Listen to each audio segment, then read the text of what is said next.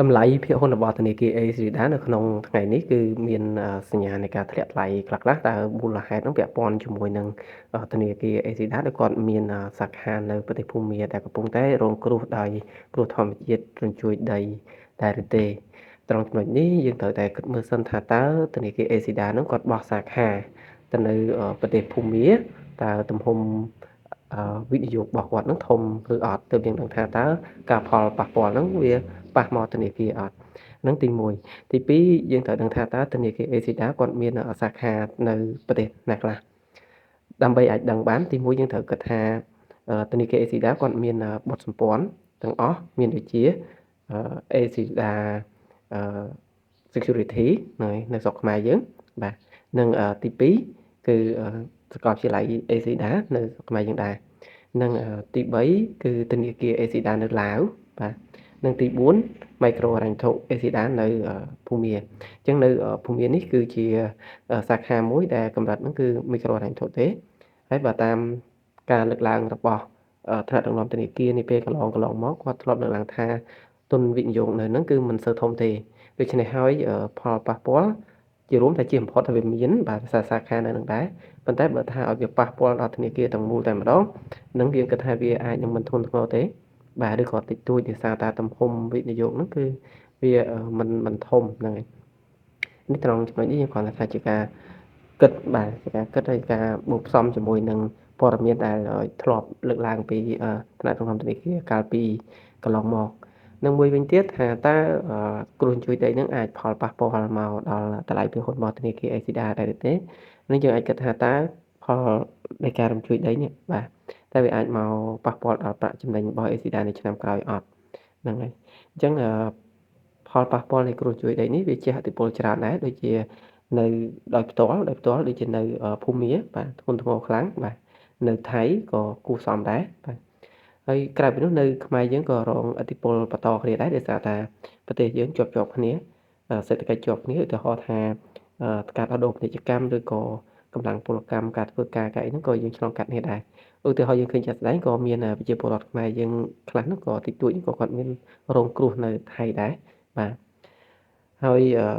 ផលប៉ះពាល់នេះគឺមួយផ្នែកហើយមួយផ្នែកទៀតយើងក៏សង្កេតឃើញថាសេដ្ឋកិច្ចពិភពលោកមានការប្រែប្រួលតាំងពីប្រធានាធិបតីត្រាំលោកឡើងមកមានការដោះដូរឬក៏សាររើឡើងវិញនៃប្រព័ន្ធនៃការដោះដូរពាណិជ្ជកម្មហ្នឹងតែគាត់តែងតែយល់ថាអាមេរិកនេះមានអន្តរភាពពាណិជ្ជកម្មការនាំចេញនាំចូល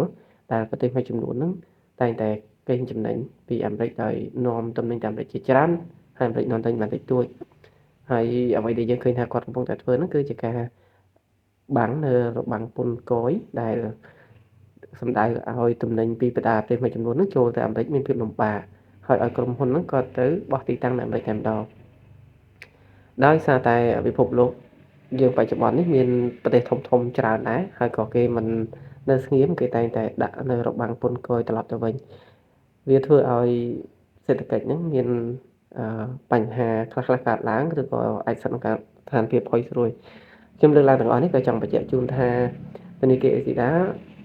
ទោះបីថាអាចនឹងនៅរក្សាបានប្រាក់ចំណេញល្អប៉ុន្តែធនាគារអាចនឹងនៅតែមានការប្រុងប្រយ័ត្នខ្ពស់បាទប្រុងប្រយ័ត្នខ្ពស់នេះមិនដឹងថាតើអាចឈានទៅដល់ដូចឆ្នាំមុនដែល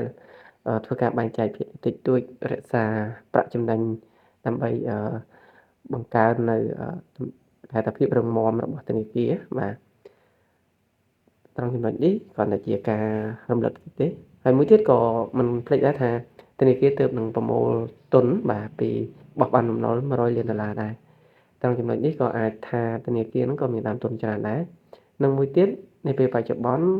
អត្រាបញ្ញានៅតាមធនាគារហ្នឹងកើនឡើងខ្ពស់បាទអញ្ចឹងសាច់ប្រាក់ធនាគារក៏មានច្រើនដូចគ្នាមានហេតុផលជាច្រើនដែលយើងនៅតែយល់ថាតម្លៃពីហ៊ុនធនាគារ Exida វាស្ថិតនៅក្នុងដំណាក់កាលមួយដែលវាអាចឡើងក៏វាអាចចុះដែរវាអាចឡើងប្រសិនបើបង្ហាញនៅសញ្ញាណល្អហើយវិនិយោគិនជាច្រើនបាទវិនិយោគិនជាច្រើនគិតថាដល់ពេលដែលគាត់ត្រូវទិញហើយបាទហ្នឹងគឺវានឹងឡើងហ្នឹងប៉ុន្តែប្រសិនបើវិនិយោគិនជាច្រើននៅតែយល់ថារងចាំតិចទៀតសិនបាទរងចាំមើលសិន ការរងចាំមើលរបស់វិនិយោគិននឹងធ្វើឲ្យតម្លៃភាគហ៊ុនហ្នឹងវាមានតម្រូវការលក់ប៉ុន្តែតម្រូវការទិញហ្នឹងគឺមិនសូវច្រើនអញ្ចឹងនិន្នាការវាទោះបីមិនធ្លាក់ក៏វាអត់ទៅណារួចចំពោះការបែងចែកភាគលាភវានឹងមានឥទ្ធិពលរយៈពេលខ្លីមកដល់ភាគហ៊ុនប្រសិនបើភាគលាភដែលធ្វើការបែងចែកនោះមានចំនួនច្រើនអាចថាចាប់ពី35%នៃប្រាក់ចំណេញឆ្នាំ2024ឡើងទៅ35%រហូតដល់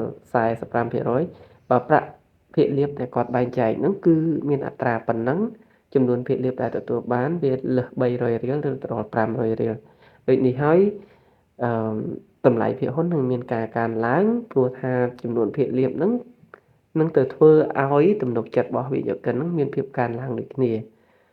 រុញឲ្យវិនិយោគិនមួយចំនួនហ្នឹងគាត់បង្កើតនៅទម្លាប់សន្សំភាគហ៊ុនទិញហ៊ុនទុកដើម្បីយកភាគលាភបាទ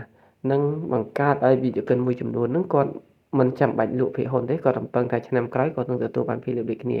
ត្រង់ចំណុចនេះនឹងបង្កើនតម្រូវការទិញហើយបន្ថយនៅតម្រូវការលក់មួយចំនួនធ្វើឲ្យភាគហ៊ុននឹងអាចមាននិន្នាការនៃការឡើងថ្លៃបន្ទាប់មកទៀតអ្នកផ្សេងគាត់ឃើញទំនោរនៃការឡើងគាត់នឹងនាំគ្នាចាប់ដើមទិញតាមដូចគ្នា